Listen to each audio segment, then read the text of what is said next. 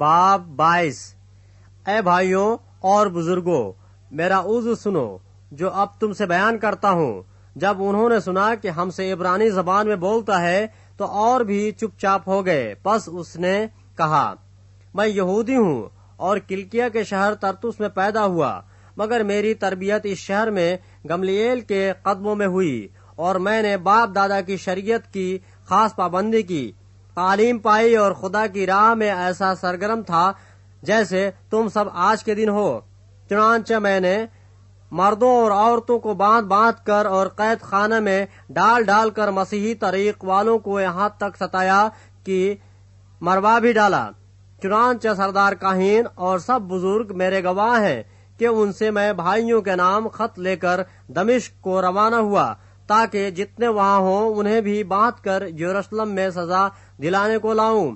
جب میں سفر کرتا کرتا دمشق کے نزدیک پہنچا تو ایسا ہوا کہ دوپہر کے قریب ایک بڑا نور آسمان سے میرے گردا گرد آ چمکا، اور میں زمین پر گر پڑا اور یہ آواز سنی کہ اے ساؤل تو مجھے کیوں ستاتا ہے؟ میں نے جواب دیا کہ اے خداوند تو کون ہے؟ اس نے مجھ سے کہا، میں یسوع ناصری ہوں جسے تو ستاتا ہے۔ اور میرے ساتھیوں نے نور تو دیکھا لیکن جو مجھ سے بولتا تھا اس کی آواز نہ سنی۔ میں نے کہا، اے خداوند میں کیا کروں؟ خداوند نے مجھ سے کہا، اٹھ کر دمشق میں جا، جو کچھ تیرے کرنے کے لیے مقرر ہوا ہے وہاں تجھ سے سب کہا جائے گا۔ جب مجھے اس نور کے جلال کے سبب سے کچھ دکھائی نہ دیا تو میرے ساتھی میرا ہاتھ پکڑ کر مجھے دمشق میں لے گئے، اور ہنیا نام ایک شخص جو شریعت کے موافق دین دار اور وہاں کے سب رہنے والے یہودیوں کے نزدیک نیک نام تھا، میرے پاس آیا اور کھڑے ہو کر مجھ سے کہا، بھائی ساؤل پھر بینا ہو۔ اسی گھڑی بینا ہو کر میں نے اس کو دیکھا۔ اس نے کہا، ہمارے باپ دادا کے خدا نے تجھ کو اس لیے مقرر کیا ہے کہ تو اس کی مرضی کو جانے اور اس راست باز کو دیکھے اور اس کے منہ کی آواز سنے، کیونکہ تو اس کی طرف سے سب آدمیوں کے سامنے ان باتوں کا گواہ ہوگا جو تو نے دیکھی اور سنی ہیں۔ اب کیوں دیور کرتا ہے؟ اٹھ بپتسمہ لے اور اس کا نام لے کر اپنے گناہوں کو دھو ڈال۔ جب میں پھر یروشلم میں آ کر ہیکل میں دعا کر رہا تھا تو ایسا ہوا کہ میں بے خود ہو گیا اور اس کو دیکھا کہ مجھ سے کہتا ہے، جلدی کر اور فوراً یروشلم میں سے نکل جا، کیونکہ وہ میرے حق میں تیری گواہی قبول نہ کریں گے۔